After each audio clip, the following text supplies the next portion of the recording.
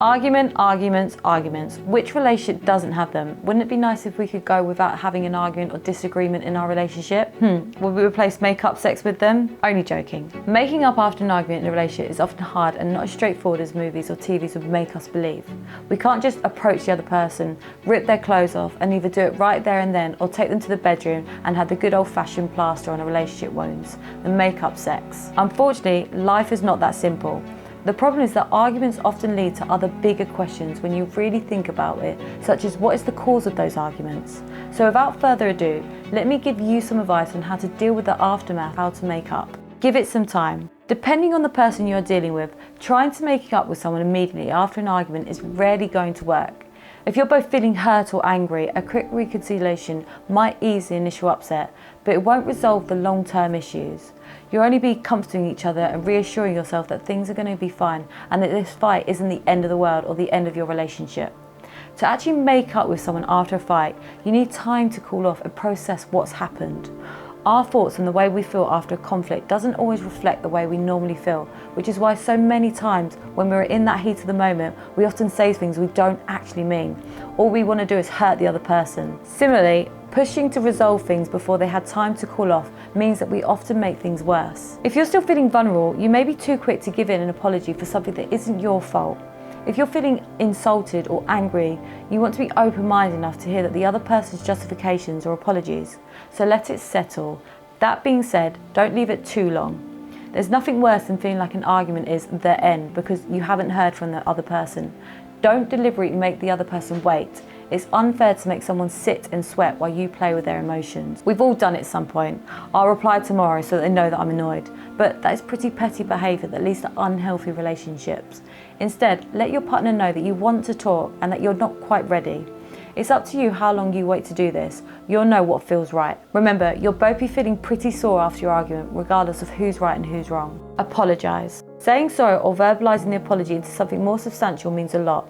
It's not just a word, which is why when we were younger and did some shit to someone and then our parents asked to say sorry, the struggle of uttering those words was the longest thing possible. Honestly, you would be able to pull chewing gum out of someone's hair faster than getting a child to apologise. And perhaps this is why as we grow up we realise the true weight and meaning behind the word I'm sorry. Apologising is one of the biggest ways you can make up to someone. Those simple words convey so much. They show that we do not relinquish the responsibility for our actions, which ultimately tends to be one of the cornerstones of any healthy relationship. Don't hold a grudge. Never, and I repeat, never hold a grudge. And I know, unless you're in complete control of your emotions and feelings or you're a freaking Vulcan from Star Trek, it's easier said than done, obviously. But not holding a grudge is the fairest way to resolve an argument with your partner. By holding on to something you're upset about, you're letting your partner know that you essentially haven't forgiven them for it. This may lead to bigger issues and around insecurities, which can quickly spiral into much more. By both agreeing to let go and move on, you're giving each other respect and showing that you value the relationship. If you find that you can't let go of what's happened, it may be a sign that this isn't the best relationship for you to be in. Compromise is key, but if something bothers you to the point where you can't shift that feeling, you may have to live with that between you forever. Consider whether this is the right partner for you. If they are, you should be able to work through this issue and resolve them overall, even if it doesn't happen overnight. Listen to each other. Resolving your fights is a two-person job. It's not responsibility of just you or them, so both of you need to be working towards it. Some fights can be beneficial to strengthening your relationship, so don't assume the worst and think you're doomed. By talking things out together, you'll find out why and why your partner got so upset. Listening is the key word here. Don't just talk about how you feel, be prepared to hear your partner's side of the story. Doing this shows them that you care and that you're aware of their feelings. You'll also probably find out more about them. Pay attention and give them the respect they need through eye contact and appropriate responses. Ask them how they feel about things, why they think this has happened, etc. If you argue about similar things repeatedly, now's the time to dig deep and delve into the real issue behind the subject of your fights. Don't go in the defense. They may say things that you don't necessarily agree with, but this exercise is proving that you listen to them and acknowledge how they feel. It may seem hard at first, but don't keep butting in to defend your actions.